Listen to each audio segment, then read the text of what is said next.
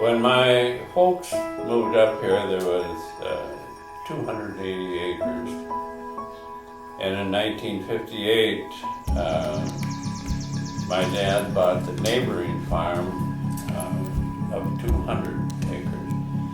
Now this sounds like a lot of acreage, but at that time, this land was, I think he bought that in 58. Land prices are way down. And so you end up with quite a few acres, and there's 2/3 of it is pasture and woodland, so there wasn't that much work land. And so the timber on it has had value, and we've done selective cutting on our timber, as well as turning a lot of this into pasture, so we don't have to cultivate these hills. So there's about 170 acres of work on it. At this time in life, why everything has become antiquated, the dairy industry has changed. We thought we were modern. We had pipeline milking. We could milk 40 cows, which was enough at that time to support a family. And our family worked on the farm, and they were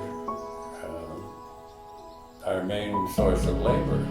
So, and they didn't complain. It may have been abusive, but they never complained about it.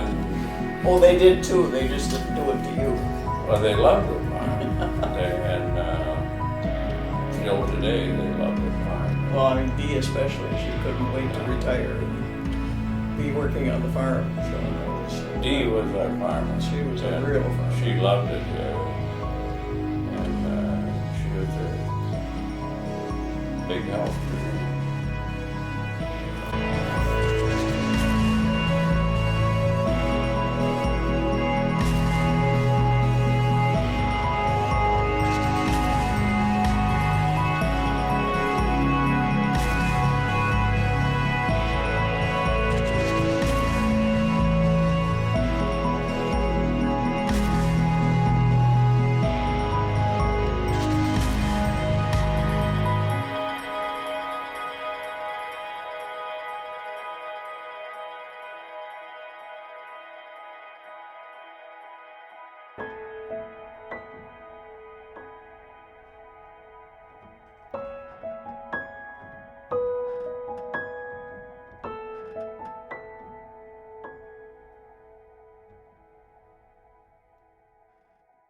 Dean Swenson,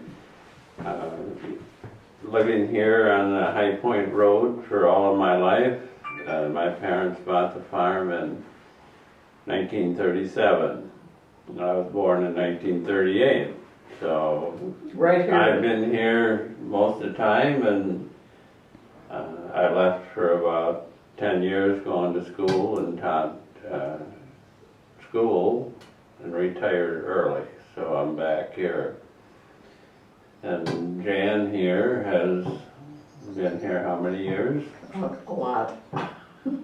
More than I ever thought I would spend on a farm in my entire life. We came back in 1965, and before that I was a city girl. So this was quite a shock for the city girl to move on to a farm.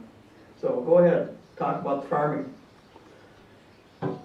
Well, in 1937, there was no electricity here, no indoor plumbing in the house, and so I was 4 years old. I can remember when we didn't have electricity, and we didn't have indoor plumbing until 1953, and I was 15 years old. So my dad farmed with horses and milked 16 cows, and that was our lifestyle. And of course in those days there was no chemical use at all. Everything was done with what you had on the farm.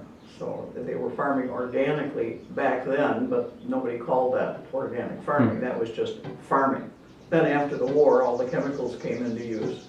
Then everybody started pushing chemicals.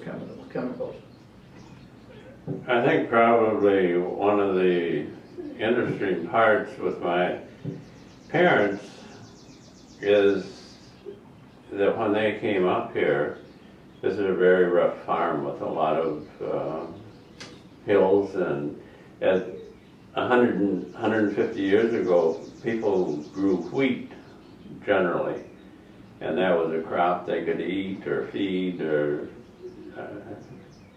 do what different uses of it.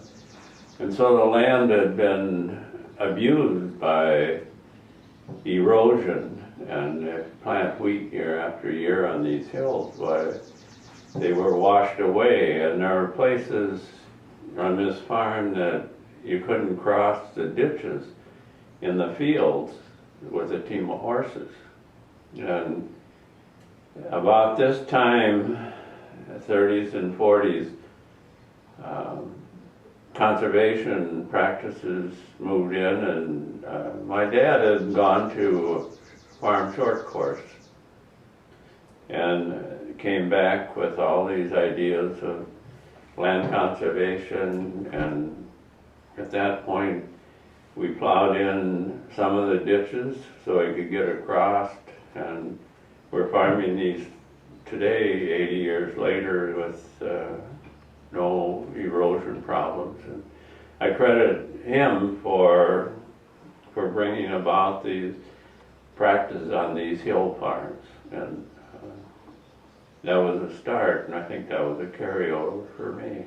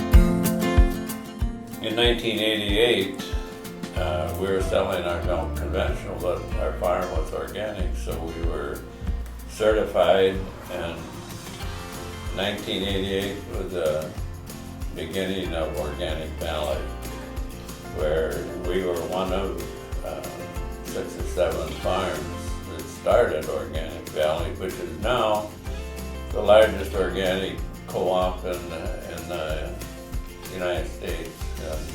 They're doing very well, and it was an exciting part of our life where we were a part of something that we believed in. Come on.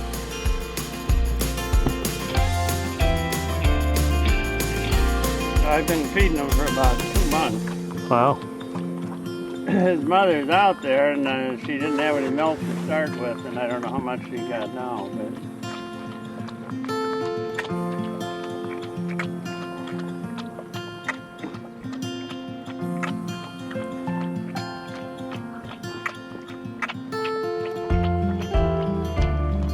she's in pretty good shape.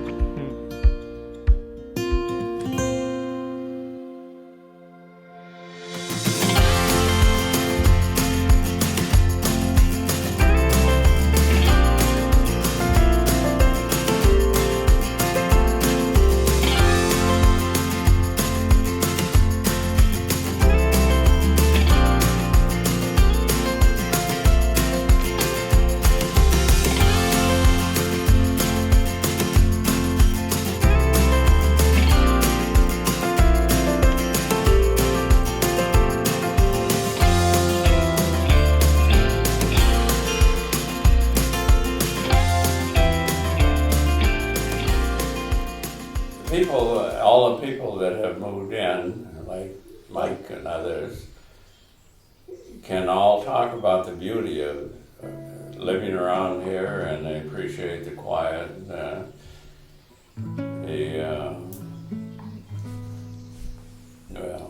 Well, the artistic dimension out here, I think, is something that brings a lot of people but here.